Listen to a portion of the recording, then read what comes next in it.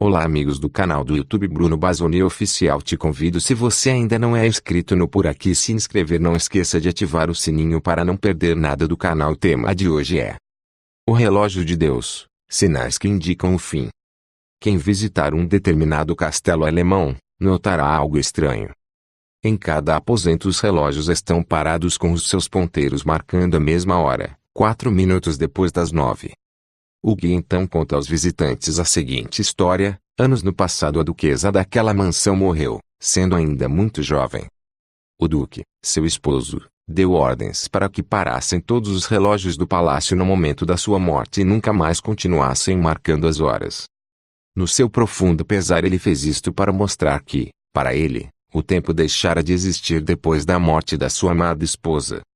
A Bíblia nos conta que Deus também tem um relógio. Havendo fixado os tempos previamente estabelecidos, Atos 17 e 26. Jesus nasceu em Belém no tempo determinado por Deus. Vindo, porém, a plenitude do tempo, Deus enviou seu Filho. Gálatas 4:4. Também foi num específico tempo que Jesus começou seu ministério e a pregar. O tempo está cumprido e o reino de Deus está próximo. Arrependei-vos e crede no Evangelho. Marcos 1:15. Sua morte de cruz se deu no tempo exato. Romanos 5:6. Assim também Deus estabeleceu o tempo para o retorno do seu Filho amado. Mas a respeito daquele dia ou da hora ninguém sabe, nem os anjos do céu nem o Filho, senão somente o Pai. Marcos 13:32. O tempo estabelecido por Deus chegará. Ele fará parar o relógio e o tempo estará cumprido. Embora não saibamos o dia nem a hora do regresso do Senhor, Deus não nos deixou à mercê da incerteza. Certamente o Senhor Deus não fará coisa alguma, sem primeiro revelar o seu segredo aos seus servos os profetas. Amós 3:7. Dize-nos quando sucederão estas coisas, e que sinal haverá da tua vinda e da consumação do século. Mateus 24:3.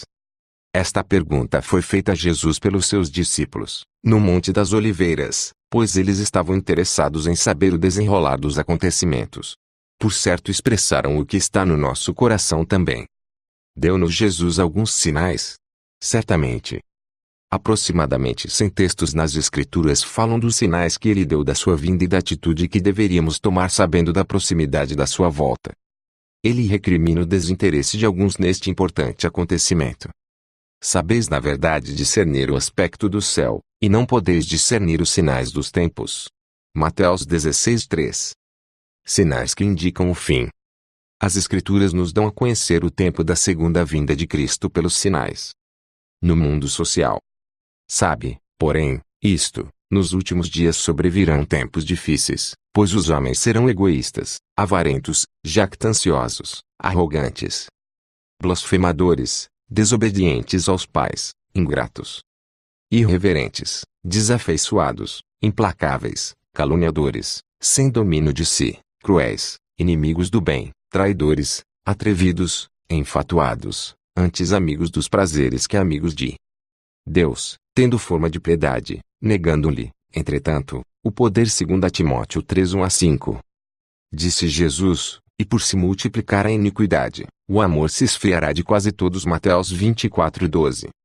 A iniquidade e crime são vistos por toda a parte e são realmente tempos difíceis estes. Declínio da moral e do caráter, lares desfeitos pela falta de amor, filhos levantando-se contra os pais e estes contra aqueles, e obsessão do sexo. Diz o professor Sorokin, da Universidade de Harvard. Estamos completamente cercados da crescente onda de sexo que inunda todos os compartimentos da nossa cultura, cada divisão da nossa vida social. No terreno da ciência. E tu, Daniel, encerra as palavras e sela o livro: até ao tempo do fim muitos o esquadrinharão e o saber se multiplicará. Daniel 12:4. Hoje estamos presenciando uma verdadeira epidemia de invenções humanas. A humanidade tem feito neste último século mais progresso em ciência, invenções, medicina, transporte, comunicação, e em quase todas as outras áreas de conhecimento do que em todos os demais séculos juntos. Nas crises internacionais. Porquanto se levantará nação contra nação e reino contra reino. Mateus 24:7. Nosso século caracteriza-se como o século de guerras. Tivemos nele as duas primeiras guerras mundiais da história, que deixaram após si um total de 70 milhões entre mortos, feridos e desaparecidos. E a crescente tensão entre mortos, feridos e desaparecidos.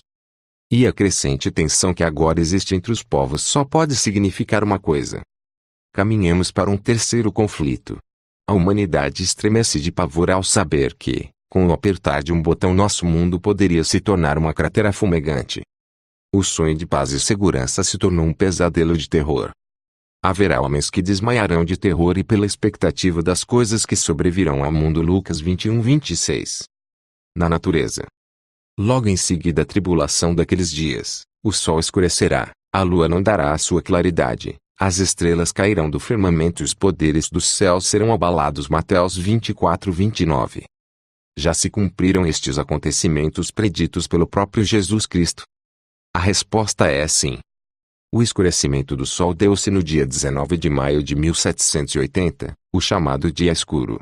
Nesse dia uma notável escuridão envolveu a Nova Inglaterra nos Estados Unidos.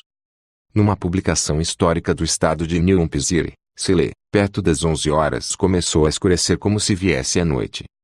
Os homens cessaram o trabalho, as vacas, mugindo, vinham ao estábulo as ovelhas, balando, corriam confusamente aos currais, as aves pipilavam e voavam aos ninhos, as galinhas subiam ao poleiro.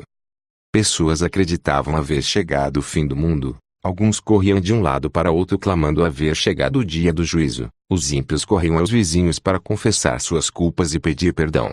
A dia ficou tão escuro que não se enxergava a mão levantada, nem mesmo uma folha de papel branco. Naquela noite, embora a lua estivesse na sua fase de cheia, ela não brilhou. O escurecimento do sol deveria vir logo após o fim da tribulação, porque passaria o povo de Deus desde os dias dos apóstolos. Essa tribulação decorreu de perseguições movidas por forças não cristãs e também de lutas entre os cristãos. A grande tribulação terminou entre 1770 e 1775. O dia escuro veio em 1780. O relógio de Deus não falhou. A queda das estrelas, meio século mais tarde, em 13 de novembro de 1833, cumpriu-se esta profecia, na chuva de meteoros cadentes, ou estrelas cadentes. A América do Norte foi o principal teatro desse espetáculo que iluminou os céus numa vasta extensão, do Golfo do México até Halifax, no Canadá.